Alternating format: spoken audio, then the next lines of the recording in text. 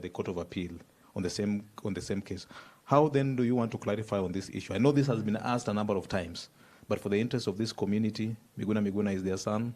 What happened, and what is your response to what has been happening with regards to the deportation of Miguna? First of all, there are two things I would like to clarify. Yes. The Executive Order number 1 of 2019 did not give me sweeping powers over other cabinet. It was a creation of the media. It was, because you can't be given sweeping powers outside of the Constitution, because, everything is done constitutionally and it obeys the law. What happened is that the President, by Executive Order, created a responsibility of allowing the Minister for Interior. It would have been anyone who was Minister for Interior. It just that happened to be the Minister for Interior at that time. Samahani, naomba hapa tutumie Kiswahili, kuna wengi Kiingereza na wapita kidogo. Pole. Kwamba hiyo Executive Order ya rais ya 2019 ilikuwa kupanga kwamba waziri ambaye anasimamia usalama wa ndani na mipango ya serikali awe anakuwa mwenyekiti wa kamati ya cabinet. Okay. Unajua from kila wakati cabinet inakuwa na kamati nyingi sababu kuna mambo mengi ya kuchunguza. Rais hawezi kupata nafasi ya kuwa mwenyekiti wa kila kamati ya cabinet. So lakini katiba inampea rais uwezo wa kuunda kamati maalum ya cabinet. Kwa hiyo Executive Order ilikuwa ya kuunda kamati maalum ya kusimamia tu mipango ya serikali, miradi ya serikali na kukaa na mawaziri wengine kwa niaba ya rais na kutengeneza ripoti ambayo inapelekwa kwa baraza la mawaziri. Okay. Kwa hivyo sio sahihi kusema eti hiyo Executive Order ilitoa mamlaka ambayo hayana kipimo na hayana mpaka. Kila kitu kilifanywa kulingana na katiba na sheria za nchi. Katiba na sheria za nchi. Na pia ulisema kwamba kwa wale ambao wananisikiza, Miguna is their son. No. Miguna is our son and our brother. Okay. Miguna ni ndugu yetu, ni mtoto wetu. Miguna ni mmoja wetu. Ni mmoja wapo wa familia yetu ya Kenya. He is one of us.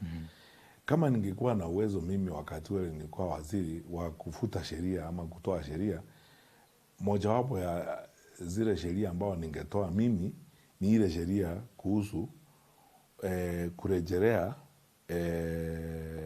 vitambulisho na hati za Kenya baada ya kusifutilia mbali kwa ile katiba ya zamani. Okay. Sababu katiba ya zamani ile tulikuwa nayo tulingoa 2010 ilikuwa inasisitiza kwamba huwezi kuwa na vyeti vya nchi mbili, lazima uwe na cheti cha nchi moja. Kwa hivyo kama unaishi nje ya Kenya na unahitaji vyeti vya usafiri kwa nchi hiyo, ilikubidi ufutilie vyeti vya Kenya kwa hiyo katiba ya zamani. Lakini katiba mpya inakuruhusu, unaweza kuwa mwananchi wa nchi mbili, unaweza kuwa na vyeti vya Marekani na vyeti vya Kenya vya kusafiri na mambo kama hayo. Lakini sasa kuna kipengee katika sheria ya immigration ambayo ilitoka kutoka kwa katiba ile ya zamani na haikufutiliwa mbali. Wao inasema kwamba kama ulikuwa umefutilia mbali vyeti vyako vya usafiri vya Kenya, lazima ujaze makaratasi tena utume maombi upate vyeti vya usafiri vya Kenya. Na hiyo sheria haikutolewa kwa vitabu. Bado hiyo sheria ilikuwa huko. And then kazi yetu ilifanywa kuwa ngumu zaidi na mahakama. Wakati mahakama High Court iliamua, ilikuwa ni kesi ambayo inahusisha mwananchi na kiongozi kutoka Garissa nafikiri. Alipoenda kwa High Court, jaji wa High Court akasema hapana, lazima tutii hiyo sheria.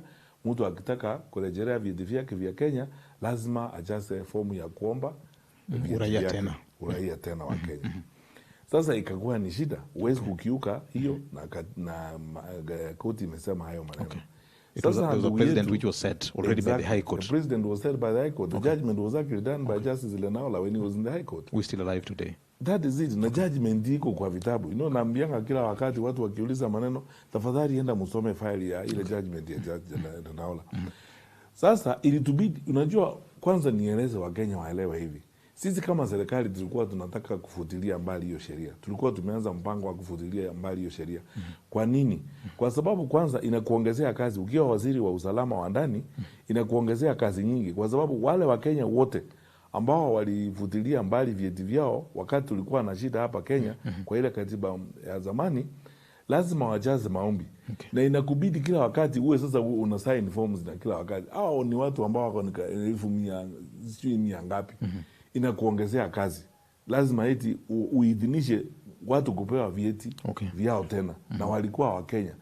Badala ya kusema kama uko na birth certificate, ulizaliwa Kenya, ulienda uhamishoni ama ulitoroka ama ulienda kufanya kazi huko, na wakati ule tulikuwa na katiba ya kusema uwezi kuwa mwananchi wa nchi mbili, basi sawa. Na unataka kurudi huko na birth certificate, kila mtu apewe. Ingetoa kazi nyingi kutoka kwa waziri wa usalama wa ndani. Na sisi hatungekuwa na shida hiyo. Sasa wakati mahakama ilisema lazima tufuate hiyo, kabla hatujaanza process ya kuappeal, tuende kwa court of appeal na hiyo maneno, ndugu yetu Miguna alikuja. Amekuja kutoka Canada akisafiri na passport ya Canada. Amefika hapa. Akasema sasa anataka kuingia na kitambulisho yake. Na unajua wananchi wanahitaji wajue kwamba Kenya tumesaini mkataba na International Air Travel Association. Tumesaini mkataba na mashirika mengi. Tukikiuka sheria za hizo mikataba tumesaini, hata ndege zetu za ingine wanaweza kuwa hawakubaliwi kwenda kwa nchi zingine. Itatu affect nchi nyingine mbaya sana. Sasa tulijikuta tuko katika hiyo hali. Ndugu yetu ndio huyu ako kwa uwanja wa ndege, amekataa, anasema hana passport ya kuingia, anataka kuingia na kitambulisho, na hakuna sheria inakuruhusu uingie na kitambulisho, lazima uingie na passport. Hana passport ya Kenya. Kitu ya muhimu kufanya ni sisi kujaribu juu chini tumpe passport ya Kenya ili aingie katika Kenya. Na ile alihitaji kufanya ni kitu kidogo ya kujaza hiyo fomu ya maombi. Ndugu yetu akakataa kujaza fomu, akasema yeye lazima aingie na kitambulisho. Na hakukuwa na namna ya kuingia na kitambulisho, sheria imetukataza sisi wote. Vio je ni kuambie hii. And I'm on record, na mimi nafikiri ndugu yangu Governor wa Siaya, Senior Counsel James Orengo hawezi kukataa. Hata yeye tuliongea wakati huo kuhusu hiyo maneno. Nikamuuliza, wewe ndio wakili, sisi wote tunategemea na tunaogopa kwa sababu ya ujuzi wako na ujasiri wa sheria.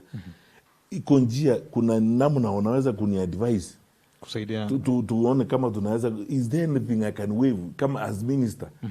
Akasema inaonekana huo ndugu yetu lazima acha hii ni kitu kidogo anaweza kuweka sahihi. Sababu ilikuwa sasa imeleta mambo mingi Kenya, kelele nini. Rais Uhuru mwenyewe akasema wacha mimi niongee na mzee Raila, aende aongee na ndugu yetu Miguna kwa kiwanja. Mzee alikubali, alienda kuongea naye, akakataa. Akasema anataka kuingia na kitambulisho. Tukaenda kwa ubalozi wa Canada. Tukasema huyu ndugu yetu ako na passport ya Canada. Kwa sababu akiwa na passport ya Canada ni kama mwananchi wa Canada. Kwa hivyo balozi wa Canada anaweza kumsaidia hata atumie nguvu zake kumuulizia special entry or anything. Akatumia balozi wa Canada akatuma deputy ambassador kwa airport.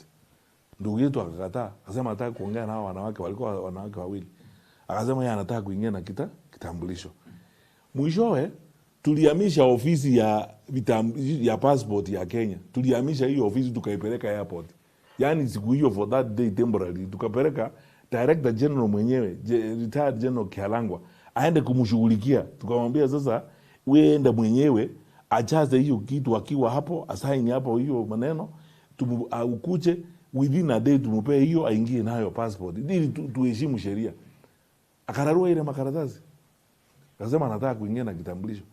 Sasa unajua wakati watu wanazungumzia hili jambo hawasikizi na waangalii ama kuangazia yale majungu tulipitia kama serikali tukijaribu hiyo maneno.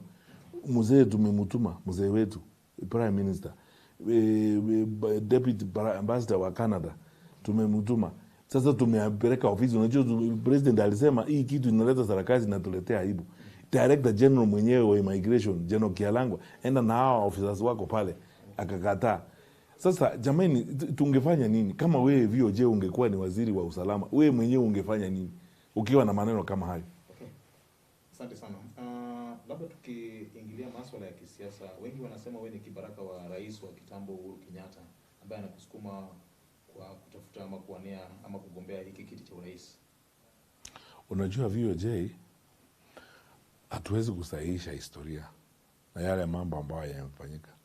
Mimi niliteuliwa kuwa waziri na Mheshimiwa Uhuru Kenyatta na nilikuwa waziri wake, na hata nikafanya kazi katika ofisi ya rais, Mheshimiwa Rais Kenyatta akiwa katika ofisi, tumefanya kazi na yeye.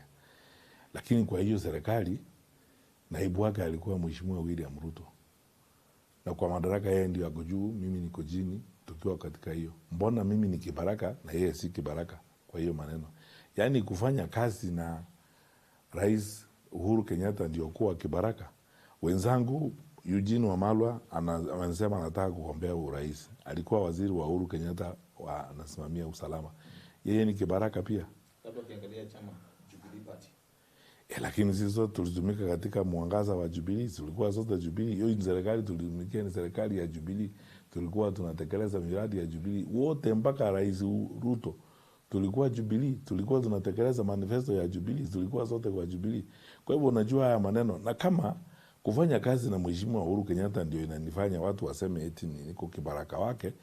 Nimetoka World Bank mwezi Septemba last year kuja hapa.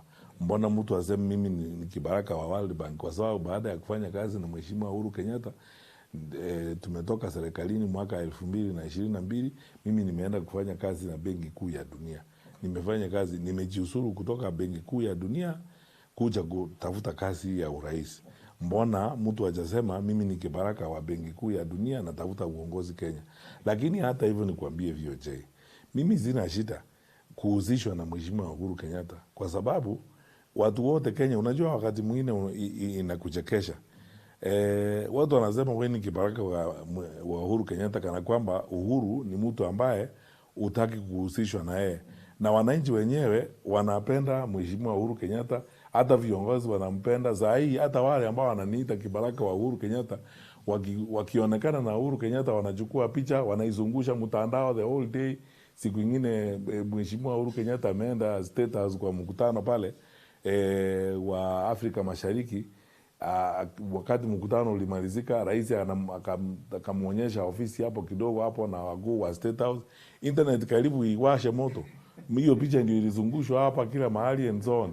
So mimi sina shida kuhusishwa na rais ambaye hata Wakenya wanaona alipenda nchi yake, anapenda nchi yake, amefanya kazi mzuri. Na hakika tuseme tu kweli, hata kama ni sisi wenyewe tunajisemea, serikali iliongozwa na Mheshimiwa Uhuru Kenyatta, tulifanya kazi. Ona ile kazi tulifanya Kisumu Port, vile tulifufua Kisumu Port. Na mimi nikipata nafasi mimi niwe rais wa Kenya, ningependa kumaliza ile mpango Mheshimiwa Uhuru Kenyatta alikuwa nao kwa kufanya Kisumu truly a hub of regional trade. Asante sana. Tutarejelea hilo swali la kuifanya Kisumu kiwe nguzo muhimu ya business katika eneo hili la Afrika ama eneo la Ziwa Makuu. Kuna hili swali ambalo watu wamekuwa wakiuliza, did Matiang'i know that Raila was not going to be the president? That is why after the elections he got a green pasture working for the World Bank. Ukijua Raila angekuwa rais, ulikuwa katika hiyo mchakato ya Azimio la Umoja, wakati mwingine pia wengine wanahoji haukuonekana, you were not conspicuous in terms of campaigning for Baba Raila Odinga then. You know, zingine unajua maneno inachekesha. Unajua, if it was not serious and talking about the life of somebody I genuinely respect and I admire, I would really love about it. You know, tuangazie historia. Enda uangalie uchaguzi wa mwaka 2002, uangalie performance ya Nyamira mahali mimi natoka katika presidential vote, na performance ya Siaya mahali mzee Raila anatoka.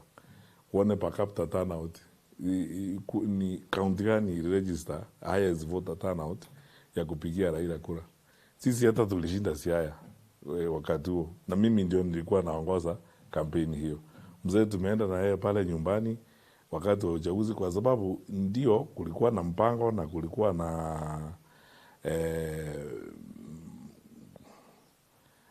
matarajio kwa watu kwamba ningegombea uchaguzi mwaka wa 2022.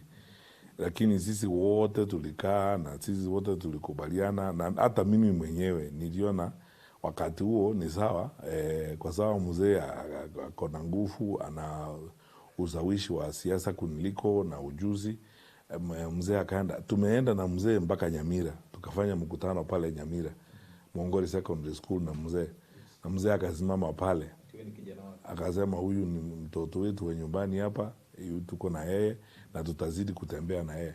Tukazunguka hiyo area yote tukiwa na mzee, mipango yote ya Azimio ya kampeni ya mzee katika hiyo eneo yote mimi ndio nilifanya. Tulikuwa tunafanya na wengine wenzangu, viongozi wa siasa ambao wako huko, hata kama na radi huyu wa Kisii ambao saa hii kwa duty, tulikuwa tunafanya nao mambo ya kusaidia ODM na kusaidia mzee katika pande hiyo. Sasa mimi mambo ya kujua kwamba mzee atakuwa rais, ningejuaje? Sisi sote tulikuwa kwa campaign na was in a control room mpaka wakati wa kuhesabu hiyo kura and so on. Unajua hii porojo na hii mambo ya siasa, wakati mwingine ndio nilikwambia VOJ, tukiwa katika mjadala kama huu na tukianza kuangazia kuzungumza na Wakenya, ni vizuri kwanza tutafautishe kati ya porojo na destructive politics and nonsense na mambo ya ukweli.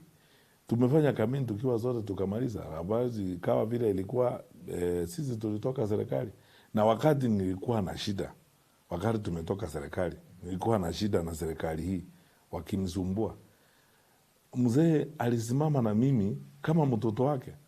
Mzee amekuja kwa nyumba yangu mara 2, na mimi nasema kuna viongozi wetu wa Nyanza ambao mimi majaliwa ya Mwenyezi Mungu ninawaheshimu na ninawakumbuka kwa heshima sana kila wakati. Mzee amekuja kwangu usiku wakati siku ile nyumba yangu ilikuwa inavunjwa. Mzee amekuja hapo akiwa na Millie Odhiambo na Profesa Makao Mutua na viongozi wengine wa huko, na Gavana Arati alikuwa anaenda Kisii, akarudi njiani, wakakuja kwangu usiku wakati huo nikisumbuliwa na hii serikali, wanavunja nyumba yangu, wananisumbua. Mzee amesimama na mimi wakati nilipelekwa pale DCI kukalishwa huko for 7 hours kusumbuliwa, just kuhumiliate mimi tu, hakuna kitu kingine. Sababu mimi sikuwa na makosa, sijafanya kitu, ni kule kunionyesha eti wao sasa ndio wako na madaraka to humiliate me. Mzee ndiye amekuja hapo kwa DCI yeye mwenyewe kuambia wale, kama mnataka kupeleka huyu kotini, mnamjua, peleka yeye kotini, lakini maneno mnafanya hapa haiwezekani. Na siku hiyo kwa familia yangu, hata kwa familia yangu nyumbani, my family, my immediate family, the way mzee touched them, because that day again amekuja kwa nyumba yangu usiku peke yake, na amekaa pale akanizungumzia na watoto, tukiwa na watoto. Mzee akanizungumzia, akaniambia nikiwa na watoto wangu hapo, na mama ametuambia msife moyo, hii dunia, kwa sababu mimi sikuwa mtu wa siasa, zilikuwa zichakorokana na watu. Mimi nilikuwa technical person, nafanya kazi zangu, zilikuwa zijafanya makosa and so on. Mzee amepitia hizi mambo ya siasa nini na vita.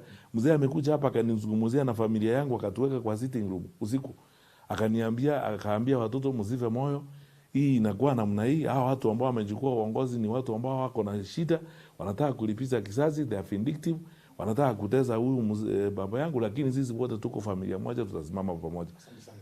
Iwapo ungepewa nafasi ya kufanya kazi na Rais William Ruto, ni jambo ambalo wewe ungelikubali?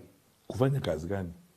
Ya kisiasa. Kuna miungano ya kisiasa inatengezwa, watu wakifikiria masuala ya 2027. Tufanye kazi. Mimi nifanye kazi gani na Jubilee Party? Hakuna kazi tutaweza fanya mimi na. Tufanye kazi gani? ODM. Kazi gani wewe unaona anafanya?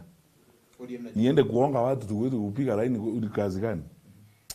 Chama cha ODM na Jubilee. Mambo ya ODM, mimi niseme tu kweli. Okay. Unajua ODM yenyewe vile iko na viongozi wa ODM wengi ni watu tumejuana kwa muda mrefu kwa chama. Hata wakati ule mzee alikuwa kiongozi wa chama. Viongozi wa ODM ni wengi, hata kule nyumbani kwetu Kisii na wengine. Hawa national leaders wa ODM wote katika mrengo wote ni watu ambao tunajuana, na ni watu mimi wengine ni watu nimeheshimu kwa muda mrefu, tumejuana. Sina shida na mtu yeyote mimi kwa hii siasa. Vile nasema I am not coming into politics to settle scores ama kulipiza kisasi kwa mtu ama kuwa na shida na mtu, hapana. Hakuna kiongozi saa hii unaweza kusema kwa ODM, hakuna kiongozi saa hii ambaye mimi ninaweza sema niko na shida na yeye, wawe hata ni mzee Oburu mwenyewe na wale wengine ako nao katika mrengo ule. Hawa ndugu zangu ambao mimi ninawapenda sana, akina Sifuna na Babu Owino ni watu mimi napenda nao. I like them a lot and I've always loved them anyway. Even before this moment we always interacted them. They're jolly good fellows and they're also highly gifted, very intelligent people. I love them because of that. The brain trust in that group, you can see hata vijana wa kwetu hawa kina Kibagendi wote wako tu. I love that group because of the level of intelligence and capacity they are demonstrating and how they love their country. I mean, mimi niko tayari kufanya kazi. Anybody who wants change in this country, that is it. Lakini uniulize nifanye kazi na wengine kazi gani? Kuna wengine ambao wako katika the United Opposition ambao kuna mambo mengi sana inawagusa. Kwa kimombo wanasema some of them are tainted and you're flocking with them. Is it the case of birds of the same feathers now flocking together? You see, kwa sasa, VOJ, let me tell you the truth. Tukiendelea mbele vile I like what my colleague Mother Karua usually says. Because Mother, when we usually have these discussions with my colleagues, Akina Mother and the rest, we say, look, we want to, first of all, we don't want to adopt what I may call an unreasonably puritanical attitude towards people. You know, these are devils or holy people, whatever the case may be. We want to look at the agenda that we have. And then where you go, by the way, kwa hii maneno ya uongozi na maneno ya siasa, anywhere you go, you always have to answer one question. And honestly, kwa kusema tu kweli, mimi naona kama, this is where I am totally different from many of these people. Always, I ask the question, what is our objective, what is our purpose? Tunataka kufanya nini? Okay. Tunataka kuleta mabadiliko katika nchi yetu. Tunataka kubadilisha vile tunajiongoza na vile tunaongoza nchi yetu. How do we move forward as we build this particular objective? We are brought together by objective, by goal, by intention, and how we work together. Kwa sasa, I would like to spend my time focusing on that. Okay. Tukianza sasa kusema huyu ako namna huyu alikuwa namna huyu ako namna hii, tutapoteza wakati wetu mwingi kwa hiyo maneno ya kupigana msasa badala ya kuangazia shida za wananchi wa Kenya. Asante sana. Fair enough. Na mimi nataka saa hii that is why unaona hata nikienda kwa kampeni mimi siongei maneno ya mtu. Mimi na focus ile shida tuko nayo na vile mimi nataka kutatua hiyo shida. Asante sana. Fair enough. Labda tukisonga kidogo, kuna wakati mwingine ulihoji kwamba utatumia njia ya kisayansi katika United Opposition kutafuta flag bearer. Do you still hold that view? Yes, I do. Give us a picture of how it's going to be like. I hold the view of the, you know what I mean by a scientific method is this. Scientific method means a method you can explain rationally to people. Okay. How did you arrive at this? You know, by the way, abracadabra is not a method. You know, huwezi kukaa chini ya mti useme, sasa nimekuja hapa nikaona we VOJ enda ufanye ile kazi. Why did you choose on VOJ? Unajua hata kwa kanisa mkichagua viongozi, hata kwa kanisa tunaelezana, tumeamua kwamba tunataka kanisa letu hili sasa lianze kuangazia vijana. Tumeamua kwamba yule tutateua kuwa kiongozi wa kwanza wa first elder wa kanisa yetu lazima awe kijana ili hao wazee wapate nafasi ya kumfundisha kazi akienda mbele. Okay. You know, in other words, I'm saying scientific here means there must be a rational method. Kitu ambayo wewe mwenyewe unaweza kueleza, how did we arrive here? Even if it's that negotiation, it has to be explainable. Kwa sababu usisahau hii, tukienda pale tukubaliane, mtu fulani ama individual fulani atakuwa captain wetu. Wale wengine ambao hawatatajwa, mama wale wengine ambao hawatakuwa flag bearer, lazima warudi kwa wafuasi wao. Wawaeleze, jameni, tulienda pale tukakaa chini. Okay. Tuliomba. Tukakubaliana hivi. Na wakati huo, tuliita hawa wazee, wakaangalia hivi, watuambie. There must be a method. Okay. It can't be a case where mimi na wewe na mtu mwingine fulani tumeenda tukakaa chini ya mti, tukakubaliana, sasa tukatoka nje tukasema abracadabra, huyu ndio kiongozi wetu. Because Kenya ya sasa imebadilika. Lazima tuwaeleze wa Kenya waelewe na sisi tuwajibike. We must be responsible people. Kwa sababu katiba yetu inasema about public participation, inclusion lazima tuulize tuliamua namna gani, tulifika hapa namna gani, tuwaeleze wale wa Kenya, sababu mimi nahisia kwamba tukifika wakati huo tutaenda mbele ya wananchi wa Kenya. Tuseme sasa, wananchi, umeona tumechukua muda mrefu hata kuchagua popu, tunangoja smoke itoke. Si kuna kanuni pale ndani natumika. Kuna mikakati. Tulienda pale tukafanya hivi, tukafanya hivi. Sasa watu wakiona moshi, lazima kuna method. Lakini huwezi kuwa eti tulienda watu mabadili walienda wakakaa kwa mji wakakula lunch alafu wakatoka pale wakasema leo ndio bobu. It doesn't work like that. Iwapo huo mfumo wa kisayansi ufanyiwe jinsi unavyosema, labda it doesn't settle on Fred Matiang'i. It settles on somebody else. Okay, will you still accept it? Kwanza, kama ni, you see, first of all, if it's a method that is rational means something which, unless you are mentally demented, ni kitu hata wewe mwenyewe utaona hii ni mpango ilikuwa mzuri. Kwa nini usikubali? Namba 2, mimi vile naona ukiangazia sisi wote vile tulivyo hapo, hakuna vile unaweza kutafuta flag bearer kwa hiyo group and you don't say arrive on me. Because you see, mimi, my qualifications and my experience and my focus is the real, I'm the real change candidate. Mimi ndio mtu, Kenya inataka mabadiliko. Na ukiangalia sisi wote, who is the real change candidate? Who will shake this system to its bone marrow? Ukiangalia hapo around, hakuna vile unaweza kukaa chini mkubaliane, and that method, if it's rational, it doesn't settle on me. So I don't hope that there's going to be a point when I am not the flag bearer. But if anything else happens, hiyo ni daraja tutavuka tukifika hapa, and you can't cross a bridge in advance. Okay. Labda nikigusia swali la miundo msingi, ulisema you wanted to see on how you can make Kisumu an economic hub for the region. During Uhuru's tenure, of course, there was the revampation, the port of Kisumu was a bit revamped, Mbita Causeway and a raft of other programs as well. What else do you think you need to sort out, especially in the Nyanza region, which essentially politically has been left out in the political equation in terms of development? No, I didn't say the economic hub, yes, but my focus is regional trade hub. Okay, regional trade hub. Regional trade hub, using the waters of Lake Victoria. The big vision that I think President Kenyatta had when he was working on refarming and reviving the port of Kisumu is looking at the potential. The bulk of our trade as a country and as an economy is actually regional. If we reformed our trade and movement of goods and services back and forth from DRC Congo, because the DRC Congo is a huge economy, the mineral resources that are discovered there and so on. Uganda is growing, Tanzania and it is growing, and then and Rwanda. And the waters of Lake Victoria present us, a very, very unique opportunity to revamp trade and continue expanding that infrastructure, so that we go to, other than doing the Mbita Causeway, revive the Chetty, the movement of fuel across to DRC and so on, and actually even expand aviation services around Lake Victoria, so that it becomes a big port city. And this is the vision I would like to continue. So because you see, one is you create employment, two you will expand the economy, not of that region, but of the entire of the Eastern Africa region at that point, as it is.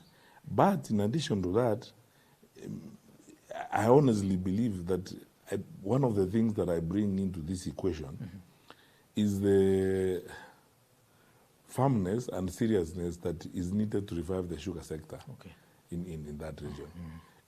There's an inconvenient truth that is usually not spoken about. Over the years, the sugar industry in Kenya, for some reason, has provided a safe haven for cartelism, corruption, and so on. And everyone who comes to people when they access power, it becomes an easy option for people to get involved, mingle, and so on. Like now, the badness going on with the sugar sector and that sector, even all the way to, Mumias and stuff like that. Where, we, whether it's concessioning or PPP or selling, people in government are the ones who are taking over the sugar companies in Western Kenya, leasing some of the land for sugarcane growth at a lovable price and so on. And you can see these are things that are being done by this government. What would be your prescription to what has been happening in the sugar subsector? Of course, the current government has leased them over a period of 30 years. What would be the perfect way to handle this situation? Because this is an economic activity that has... To be very honest with you, if there's a place where I would apply that ruthlessness I applied in cleaning the education sector, is in that sugar sector. Okay. Yeah, kick out all those thugs who are engaged there and the cartelism they're involved in, stare them down, look them in the face and tell them to disappear. Cancel some of those silly contracts that are going on there. We're impoverishing our people deliberately. And that kind of nonsense is something we should never, ever, ever tolerate in a growing country like this. Where a cabal of people get involved, wanaenda wanatafuta waindi wengine huko wanakubaliana, then they start selling. If you follow that nonsense going on hiyo mambo ya sugar hapo Western Kenya, you discover ni familia moja ama mbili inafanya kazi na watu wengine. You know, this is where I normally say Kenyans have a chance. If we really want to change that particular life, tutafute viongozi who will look at those fellows in the eye and tell them, you cannot do this, goodbye. So that the local people and the local farmers get the opportunities they need to sell their sugar and get the benefit. Because how is it that private sugar players and private sugar companies are making money and the government ones are not making money? When I was looking at the debt portfolio of some of these sugar companies, when I was the chair of cabinet coordination and so on, it's so painful, you can't believe it. We go to the treasury, we go and say we are giving sugar company bailouts, with some bailout. When that money gets there, it is paid to cartels. You know, like there's a company, one of those, I will not mention it today, but I'll mention it when we are on the political trail at some point. One company where a politician has got some fictitious company, he's claiming to be paid 900 or so million shillings, I don't know, for cleaning services. What nonsense is that, honestly? We're impoverishing our people sisi wenyewe. To solve that thing, it requires somebody who will be firm, courageous, and clear, who will not be doing the business themselves, who will not be looking for those tenders. I'm not looking for those tenders. I don't care for that business. I want people to make their money, farmers to live a dignified life, sell their cane, they are paid, and now cartels wataondoka. Asante sana. Mano Dr. Fred Matiang'i, kuna baadhi ya mambo hapa. Elias Mumanyi, the Kisii community have supported the Luo committee politically since 1992 to 2022. It is now time we are seeking your support. Just reciprocate well. We are brothers. We appreciate the fact that Ramogi FM today is interviewing Dr. Fred Matiang'i. Ombati Duncan, for decades, the committee has stood firm with our son, Raila Amolo Odinga. Matiang'i too is our son. We need to work together, unity of purpose for the region. Asante sana. There's one question here. Somebody is asking about, good morning, VOJ. Dr. Matiang'i is very composed. The way he is responding to questions is very presidential. I trust him with my vote. My name is Pascal Onyango Onyeno from Siaya County. Asante sana, Pascal. Kuna lingine hapa, Ramogi, asante sana for Fred Matiang'i. Kindly ask him during the compensation of IDPs, which was under his ministry, why the IDPs from Nyanza regions were not compensated, and instead he compensated those from the central region. If there was a fraud within the commission which was overseeing the compensation, why did he disband the commission without taking them to court? Director Eric Koyugi is asking. Seth Jakamolo, Miguna had a Kenyan passport. They took and destroyed it. Why? He's asking the same question. Okay. Matiang'i, very firm. Kenya needs a firm leader who can now give us a turnaround to the economy of this country. We don't need wheeler dealers. We need tried, tested persons. My name is Sylvia Adhiambo, all the way from Uhuru Bay. Anauliza swali kama hilo. VOJ, my regards to Dr. Fred Matiang'i. Indeed, he is correctly putting things to their right places. Why are people so much into clutching into any form of allegations to malign the name of Dr. Fred Matiang'i? It is uncalled for. Asante sana. VOJ Awinjika Andala. Matiang'i duku penjo maber mokalo. Okay. We've had many scandals in the past governments. What did he do about these scandals as someone who was chairing the cabinet meetings? The laptop scandal, Eurobond, NYS, dams, medical equipments to counties, the issue of Huduma number and KEMSA happened when he was coordinating government programs as a CS. This is Charles Osako is asking, what did he do during his tenure? Malaki Adhiambo, wachoni VOJ Matiang'i anajaribu sana. Shida hii Kenya siasa iko na mambo mingi sana mbaya sana. Is he ready to bite the bullet? Mambo ya name calling and mambo ya ghasia mingi sana ya kisiasa na maneno machafu. Labda ungegusia hayo alafu tutachukua zingine baadaye. Name calling, no. I am not going to go that direction. If I may start with the last. Name calling, no. I will not go that direction because I believe that we need to build a decent country. VOJ, Kenya decency has been lacking. Yeah, Kenya is not an ordinary country. We are not a small, funny bush. We are a very serious country. 63 years after independence, the people of Kenya have given a good account for themselves from the things they do na vile wa Kenya wanafanya kazi na bidii. Sifa yetu na heshima yetu ukienda kutoka hapa mpaka Marekani, Britain, everywhere. Kenyan professors, doctors, watu wanaheshimiwa huko. Sasa tumefika wakati wa kupea Kenya serikali ya sifa na serikali ambayo inaheshimiwa na watu wote. Na hatuwezi kutoa hiyo serikali eti tukitoa matusi ovyo kila siku. Lazima tuendelee na pia tofauti za kisiasa ni sawa. I mean, we chose multi-party democracy. Mimi sina shida na mtu kutofautiana na mimi. We argue and try to convince each other as decent people. In any case, they are my brothers and sisters. We mustn't always agree. In fact, mimi nitashangaa sana and I will be very surprised and frustrated kama ningekuwa kwa nchi ambayo tunakubaliana na kila kitu. Kwa Kenya sio wajinga eti wakubaliane kila kitu.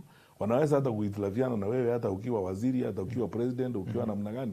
Uongozi ni kujaribu kusawishi wengine na kuzungumza na wengine. Tunataka kujenga demokrasia. It's about convincing. It's about convincing people. Sio kutuzi watu ama namna gani. Hapana, mimi name calling, no. Hiyo mimi siwezi enda pande hiyo. Namba 2, sisi hatu kuchukua passport ya Miguna na kuirarua ni uongo. Ndio nasema watu tafadhali, badala tukianza hii porojo ya siasa, tutenganishe hii porojo ya siasa na facts the way they are. Kwa sababu haja ya nini kufanya namna hiyo. Namba 3, huyu ameniuliza kuhusu IDPs. Yes. Unajua nilifika Ministry of Interior wakati National Security Council imeamua kusimamisha payments za IDPs na hiyo kamati ilikuwa imefunjwa. Na ni kwa sababu hii, unajua ukilinganisha ile namba tulikuwa nayo ya IDPs na serikali ilikuwa imetumia tayari 60 billion, ilikuja kugunduliwa kwamba huo mradi uliingiliwa na ufisadi na inaccuracies and it was a grave train, ilikuwa inapoteza pesa za serikali. Ikasimamishwa. Si kuwa na wakati wa kuifufua na hakukuwa na haja ya kuifufua kwa sababu serikali treasury ilikuwa already tumia pesa mingi sana kulipa watu wingi walikuwa wanajiita IDPs na hawakuwa IDPs. So sio kweli kusema kulikuwa na udanganyifu mwingi sana. Kulikuwa na udanganyifu mwingi kwa hiyo mradi and so on. Na mambo ya kusema kwamba kulikuwa na scandals zilikuwa zinafanyika tukiwa kwa serikali. Unajua VOJ, nataka wazikizaji wajue hivi. Huduma namba ambayo mimi nilisimamiwa na ilikuwa coordinated na wizara yangu. Has been the most audited public project in Kenya. Imepiwa msasa na Auditor General na kila mtu na ripoti zote. Kwa sababu mimi nafikiri wale wangwana ndugu zetu wako kwa uongozi walikuwa wanatafuta kisingizio ya kushitaki mimi na PS wangu Dr. Karanja Kibicho. Lakini nikuambie hiyo mradi vile ulifanywa, hakukuwa hata nduru ingepotea. Na ninakaa kila siku nikiwa challenge wote, anybody, kila mtu ambaye ako na kitu atoe hapo nje, wana Kenya waangalie. Na tulikuwa tumemaliza hiyo huduma namba, tulikuwa tumeangalia 13 million records, tukatoa 13 million numbers. Tulijenga, we build capability kupitia kwa NIS na mashirika ya serikali ambayo haiko katika nchi zingine zote katika Afrika Mashariki, ya kutengeneza, ya kupea kila Mkenya namba yake ya kipekee ya kutumika katika huduma wa Kenya. Hawa ndugu zetu ambao wako kwa uongozi walisimamisha huyo mradi kwa sababu walitaka kufanya mradi mwingine kama huo, kujitajirisha, kupata pesa. Na ni kupoteza pesa za umma, hakuna haja. Wangeendelea na ile data tulikuwa tumecollect, waitengeneze, na sasa tuanze mfumo mpya wa kusajili wale ambao wanasaliwa sasa na kuendelea mbele na huduma namba. We must digitalize public records in a honest, accurate manner. Kama tungeendelea namna hiyo, saa hii tungekuwa tunazungumza mengine. Lakini hawa ndugu zetu wamekuja wakadigitalize corruption. Sasa wakaenda kwa kila kitu, kushika mradi hapa, kushika mradi kule ambao hauna maana. And so on. Na hizi zingine wanasema kama ni damu ifanye, Mambo ya madams yote iko kotini. Mliona Ron na Kimwareli ilienda kotini, wakubwa wenyewe ndio wameenda hapo wakasimamisha kesi. Hawa wa serikali ndio walisimamisha kesi ya hizo dams. Hii mambo ingine yote imefanyika ya Laptops kwa shule ilikuwa investigated yote, na unajua school laptop hakukuwa na scandal kwa sababu hakuna laptop ilipelekwa kwa shule. Okay. Shida ilikuwa ni hii, na niseme ukweli, ni vizuri kuambia Wakenya ukweli vile ulikuwa. Wakati viongozi wetu walienda kwa uchaguzi mwaka wa 2012 waliahidi Kenya eti kila mtu atapata laptop and so on. Wizara ya Elimu ikaanza hiyo mradi ya kujaribu kutafuta namna vile ingetoa laptops kwa shule. Lakini tuseme tu ukweli, plan ilikuwa mzuri. Public policy intention was very good. There were no resources and infrastructure to back it. Kwa sababu wakati huo, a broadband footprint in the country could not even sustain that. Okay. As it were, internet availability and so on could not sustain that. We have almost quadrupled that since that particular time in 2012. So the intention, the public policy intention was good. The pronouncement was accurate. But the public infrastructure and resources to implement that were not there. So the procurement never got to a point where you would actually procure a laptop for schools. When we came to the ministry, that is where we started working on. I started working on migrating content to the digital platform and for the content to be available on device neutrality. So the famous digital literacy program by the administration. Yeah. Okay. Ndio hiyo tukaanza sasa kusema badala ya kuangalia hivyo, kwa sababu hatujakuwa na infrastructure ya kutosha na resources za kutosha, badala ya kufanya hivyo tuende vile nchi zingine zinaenda. Tupeleke content kwa digital platform ili mtoto, mzazi, mwalimu anaweza kuipata kwa simu, kwa tablet, kwa laptop, kwa desktop, hata kwa TV na mambo kama hayo. Ndio umeona sasa ukiangazia katika sekta ya elimu, kama tungeendelea na huo mpango na hao wenzetu wako kwa serikali waendelea hivyo kusupport Kenya Institute of Curriculum Development and so on, tungefika mahali unasema content, mambo yale watoto wanasoma kwa shule, is available liberally on the digital platform and so on. Hiyo ni rahisi kuliko kusema upee kila mtoto device. In other words, tukapadilisha from a device focused approach to a content focused approach. Tukienda mbele. So ni vizuri kuelewa hii vile iko as it is. So hiyo tumetumia, lakini wale wengine wote ambao wamesema comments zao na matamushi yao ya support na approval, ninawashukuru na ninamshukuru Mwenyezi Mungu kwa wao ndugu zetu na dada zetu. Wale ambao wanasema eti tulisupport mzee Raila, mimi ningependa kuwasahihisha kidogo. Mimi sidhani kama Mheshimiwa Raila Odinga alipata support kwa sababu ya ukabila. Na hata kama ni watu kutoka Kisii ama kutoka Nyamira ama kutoka kwingine, support ya Mheshimiwa Raila haikuwa kwa msingi wa ukabila. Mheshimiwa Raila alijitengenezea historia yake yeye mwenyewe, sifa yake yeye mwenyewe kwa uzoefu wa siasa na kazi ile alifanya na urafiki ule aliweka. Wakati mzee alikuwa anatembea na sisi, hakuna siku hata moja mimi nimemsikia. Watu wengi walikuwa wananiuliza 2022 mbona, kwa sababu mimi lazima niwe na sababu ya kufanya kitu. Siwezi kufanya kitu tu kwa kufuata watu namna hiyo. Watu wengi walikuwa wananiuliza hata nikienda nyumbani, mbona unamsupport Raila Odinga badala ya kumsupport yule mwingine? Nilikuwa nawaambia mimi niko na sababu nyingi, lakini naweza kukuambia ni kwamba one, huyu mzee na unisikize VOJ. Nilikuwa na huyu mzee wakati mwingi nimekaa na yeye sana. Huyu ni mtu ambaye alipitia mateso katika safari yake ya kisiasa. Alisumbuliwa. There is not one day, I had Raila swearing at people. Iti anatisha mtu anamwambia wewe nikipata hii nitakutisha ama wewe nitakutumbua. Not once. Na mimi nilikuwa naambia watu, ukiona mtu amepitia namna hii na ako na roho namna hii ya kutumikia watu, this man will be a uniter. Na msupport kwa sababu atatuweka sisi wote pamoja. Mtu ataweka watu pamoja. Nchi yetu inahitaji uongozi wa kuweka watu pamoja, si uongozi wa kuangazia sehemu moja ya nchi. And so on. Namba 2, huyu mzee amejenga uhusiano katika taifa letu na watu wengi ambao unatuwezesha sisi kufanya transition kutoka kizazi hiki kwenda kwa kizazi kingine bila kuwa na shida. Na sababu nyingi. Asante sana. Na nataka usipoteze hiyo, manake naarifiwa kwamba tuko karibu kupata taarifa za habari japo kwa saa 4 za asubuhi, alafu utasema jambo lako la mwisho. Nyakwara Mugajwang, wabro mana nguke matin, angeni Dr. Fred Matiang'i nigi program very tight, but yie nwani mondo wakawe thuolo matin tok weche manyien, nikech weche manyien en sponsored kod Cooperative Bank ne jowa mantie studio. Bang'e kanyo wabro kawo turfuong kendo kakoto watieko twak marwa okinyi makauno. Abro penje ni to akona plan gani ya kutembelea watu wa maeneo ya Siaya, Kisumu, Homa Bay na Migori katika ile hatua ya meet and greet the people tour yake kama mgombea wa kiti cha urais. Kete mana kama Endra Mugi FM Karchunje Luo.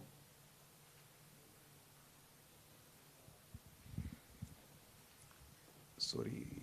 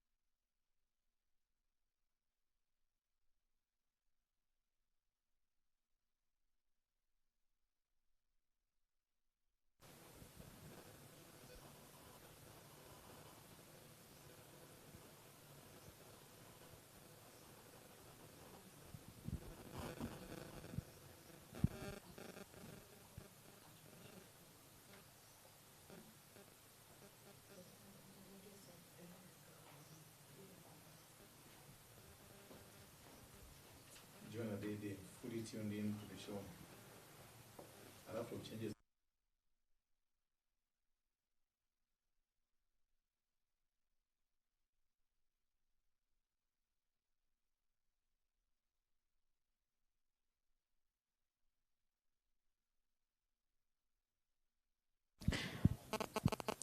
Erokamana nya Solomon Atito Kafaya wana chiel kachiel kuwuok Karen koronago mone walung twak okinyi makawuono mabende wendo marwa okinyi makawuono en Dr. Fred Matiang'i. John Adede Kanisiaya nisalimie former CS Interior Fred Matiang'i. Mambo ya huduma centers ilijengwa hadi kwa sub counties. Mambo ya birth certificate ilikuwa shida, lakini alipoingia hatamu ya uongozi mambo ilibadilika.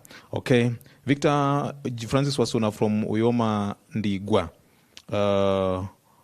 The issue of being a dictator haku address.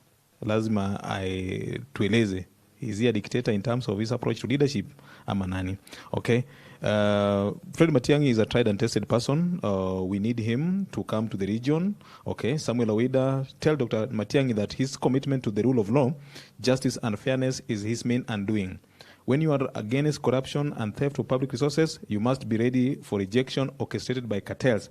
He must be ready to fight on to the hilt. Samuel Awida is saying so. Is he having adequate financial muscle to campaign? This has been an issue in Kenya. Ma is Kennedy Odhiambo also asking the same question.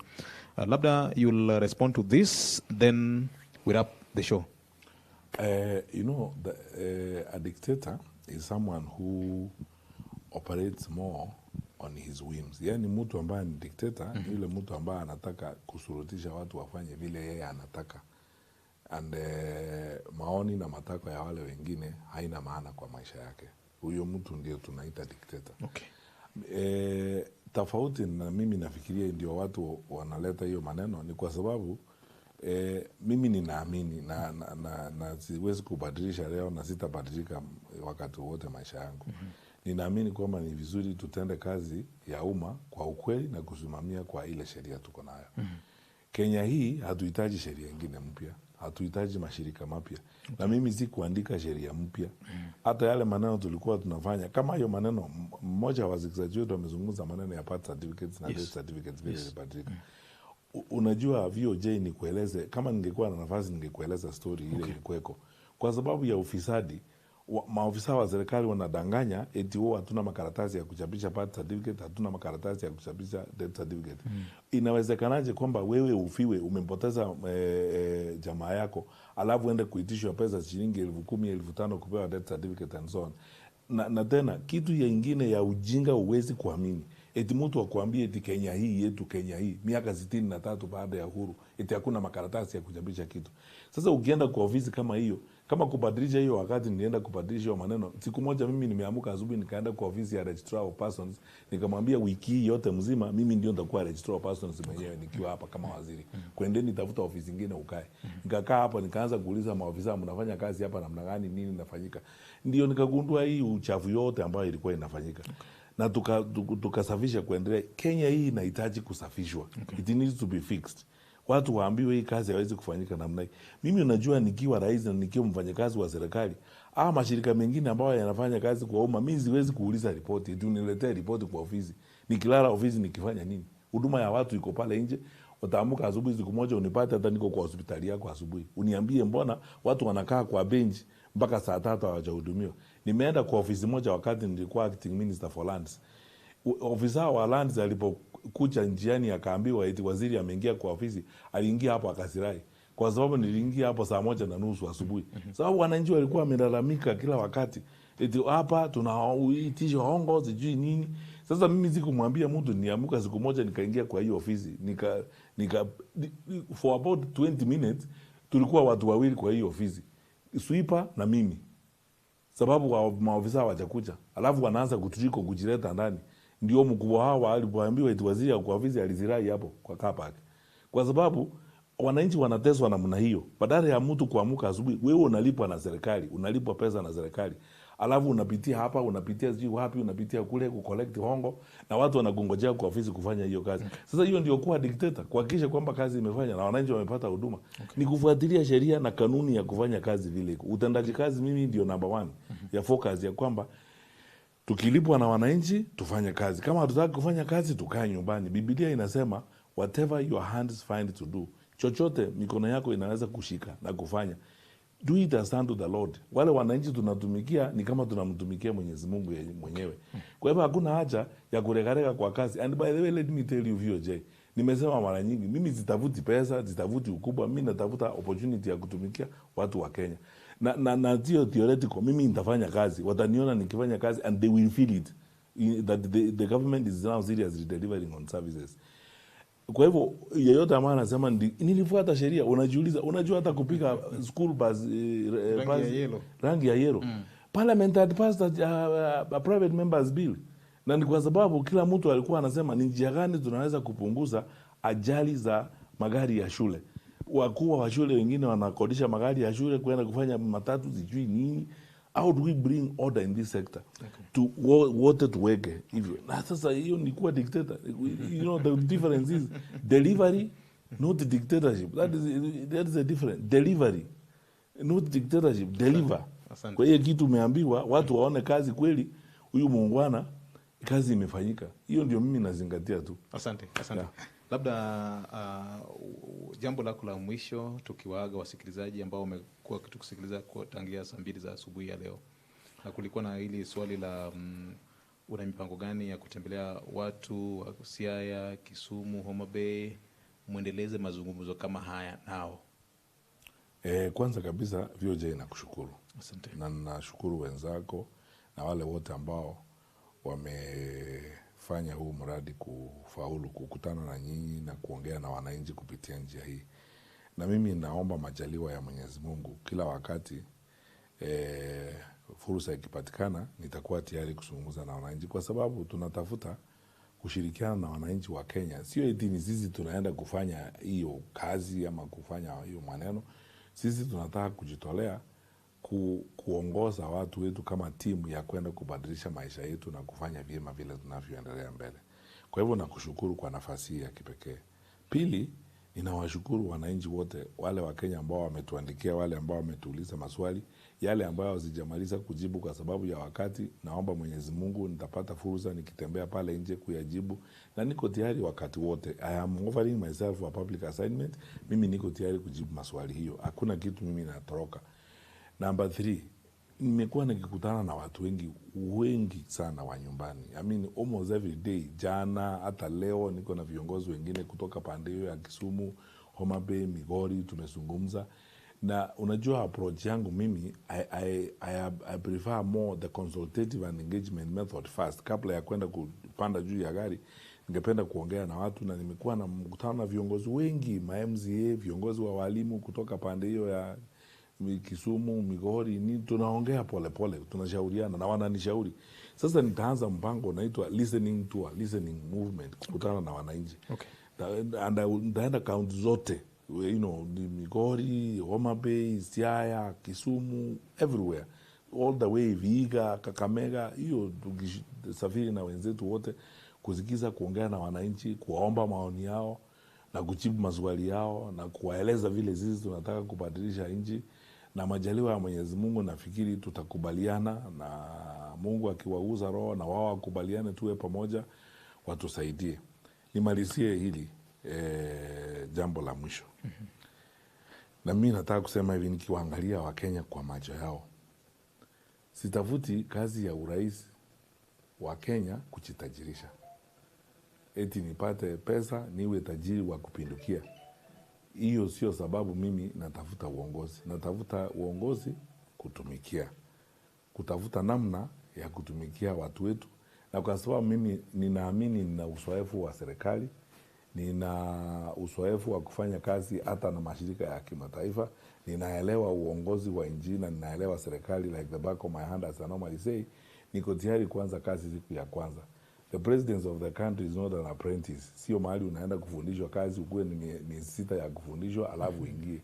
Inahitaji uwe unaelewa ni kazi gani inahitajika kufanya na nini kinahitajika kufanya. Mimi niko tayari na naamini kupitia kwa uwezo wa Mwenyezi Mungu niko na experience hiyo, nimefanya kazi katika hiyo environment, ninaelewa nchi yetu very well. Tukishirikiana na wenzangu wote, na nchi hii iko na watu ambao wengi sana huwa talented na wako na elimu ya kutosha, tukishirikiana nao vile tumeshirikiana na wengine au mbeleni akina Profesa Magoha na wengine, tukafanya kazi, tunaweza pia kutekeleza pia mipango mipya na kusaidia nchi yetu. Lakini kila mahali ninaenda, na hapa ndio ninamalizia, kila mahali ninaenda Kenya hii nikizungumza na wananchi VOJ, swali ninasikia kutoka kwa Wakenya ni kama lile swali linaulizwa katika kitabu cha Nabii Isaiah. Mungu anauliza, ni nani tunaweza kumtuma? Ni nani ataenda na sisi? Nani anaweza kutusaidia kutuokoa kutoka kwa hii shida tuko nayo? Na mimi asubuhi ya leo na kila wakati na kawaida ninajibu. Nimekuja hapa kujibu hilo swali, kusema nitume mimi. Niko tayari, nitume mimi. Niko tayari kutoa mchango wangu. Sio eti kwa sababu mimi nina ujuzi zaidi sana, ama mimi ninajua mambo mingi zaidi kuliko wale wengine, lakini kwa sababu niko na huo uzoefu, niko na huo experience, na niko tayari kufanya na wengine kubadilisha nchi yetu. Na nikipata nafasi hiyo, nchi hii will not be the same again. So ninasema kwa kumalizia kwamba niko tayari, nitume mimi. Asante. Asante sana. Ako tayari, anasema ako tayari atumwe kwa minajili ya kuibadilisha Kenya. Wacho ni enja wote, and servant is not a leader, is a servant of the people. Is that true? Absolutely. Okay. Mano Dr. Fred Matiang'i ne watu wakodera mugi baraza ukinyi makauno nyakwara magajwanga morenya ni yoro no message ka samoro ine X, samoro ine Facebook live, samoro ine YouTube. Wagu niru kamono maduonga enya. Saimo ngado waka kaka ino uno se wacho ni this is not the first and the last time to engage with him. And of course tutapanga siku zingine tuendelee kuzungumza naye, maana yake kuna maswali mengine ama kuna maeneo mengine ambayo hatujagusia kuhusiana na muda ambao tulikuwa nao asubuhi hii ya leo. Asante sana my colleague back at the Broadcasting House Communication Center, Solomon Atito Kafaya. Asante sana kwa Ketera Mugi Radio, Inbende Jawinjo Marwa, the technical crew hapa, our digital manager Nana, asante sana. And all jiduto te wagonoero kamon maduonga enya kuom neno ni weche giduto te obedo eyo maber mokalo. Ma en mana chakruok mar singo ma wan go kaka Ramogi FM.